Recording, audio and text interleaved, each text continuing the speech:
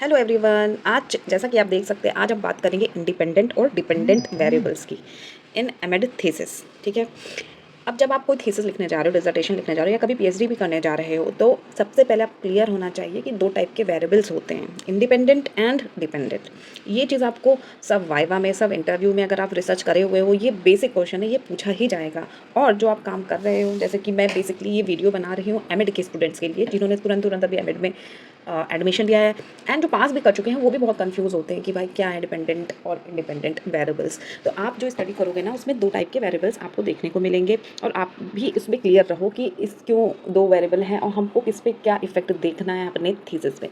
तो पहले हम ये देखेंगे कि इंडिपेंडेंट वेरिएबल क्या है। देखिए, पहला मैं जूम कर दे रही हूँ थोड़ा सा।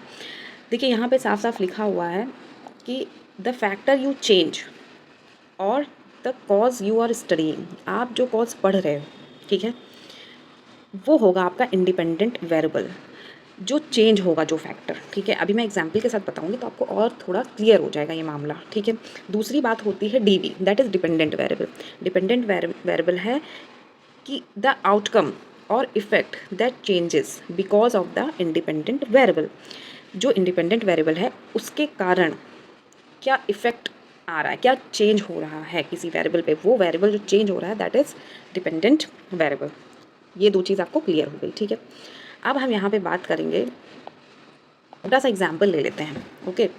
फिर हम इसमें देखेंगे कि आखिर इसमें क्या है डिपेंडेंट और इंडिपेंडेंट वेरिएबल। देखिए, एग्जाम्पल 1 यहाँ पे बड़ा बड़ा मैंने लिख रखा हुआ है। अगर हमारी थीसिस का टाइटल ये है, effect of ICT based teaching on academic achievement of secondary school students. ठीक है, ये हमारा टॉपिक है, हम इस पर एमएड की डिसर्टेशन बनाने जा रहे हैं। अब आप ये बताइए, इसमें इंडिपेंडेंट वेरिएबल क्या है। इंडिपेंडेंट वेरिएबल हुआ आईसीटी बेस्ड टीचिंग। क्लियर।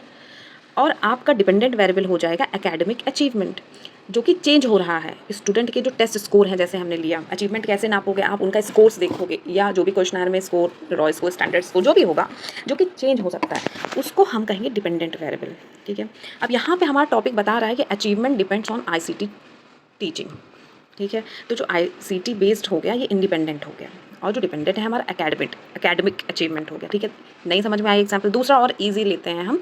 दूसरा एग्जाम्पल से फिर मैं समझाने की कोशिश करूंगी कि इंडिपेंडेंट वेरिएबल क्या है, डिपेंडेंट क्या। अब देखिए, ये थीसिस टाइटल है किसी बच्चे का, impact of yoga on stress level of college student.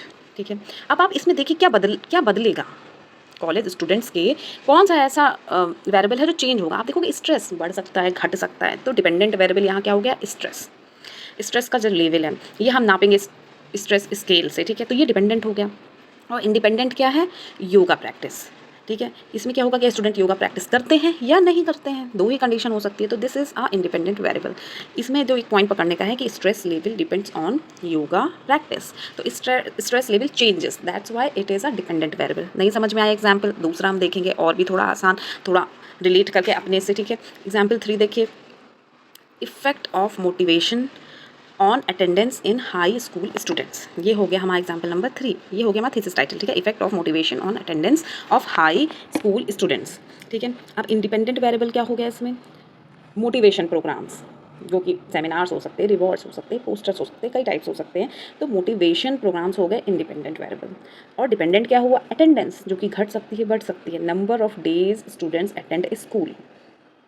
देखिए, यहाँ पे अटेंडेंस डिपेंड्स ऑन मोटिवेशन, तो अटेंडेंस डिपेंड कर रहा है, दैट इज वाई अटेंडेंस यहाँ पे आपका हो गया डिपेंडेंट वेरिएबल। और इंडिपेंडेंट वेरिएबल क्या हो गया, मोटिवेशन प्रोग्राम्स हो गए। ठीक है। अब मेरे ख्याल से आपको एक आइडिया लग गया होगा, ये तीनों एग्जाम्पल देख के आप स्क्रीनशॉट ले लो इसका, और समझने में भी आसानी रहेगी कि डिपेंडेंट वेरिएबल और इंडिपेंडेंट है क्या आखिर। ठीक है। फिर हम अपने थीसिस में कैसे समझेंगे, ठीक है, कि क्या है, मतलब कैसे आइडेंटिफाई करेंगे वेरिएबल्स इन थीसिस। तो पहले हम टाइटल को देखें, फिर हम उसमें ये समझे effect of X on Y, effect of X, तो एक्स हो गया इंडिपेंडेंट वेरिएबल, अब वाई हो गया dependent. Very clear, very easy. ठीक है। छोटा सा एग्जांपल लेके मैंने समझा दिए हैं आपको थोड़ा क्लियर आया होगा। ठीक है। दूसरा क्वेश्चन आप पूछ सकते हो अपने थीसिस में, व्हाट एम आई चेंजिंग, मैं क्या बदल रही हूँ, independent variable. What I am measuring, मुझे क्या मेजर करना है, डिपेंडेंट वेरिएबल। ठीक है। ऑब्जेक्टिव्स और हाइपोथेसिस में कैसे समझोगे, जैसे कि एग्जांपल देखिए, थर्ड पॉइंट देखिए, if it says to study the effect of dash on dash, तो पहला होगा effect of independent variable on dependent variable.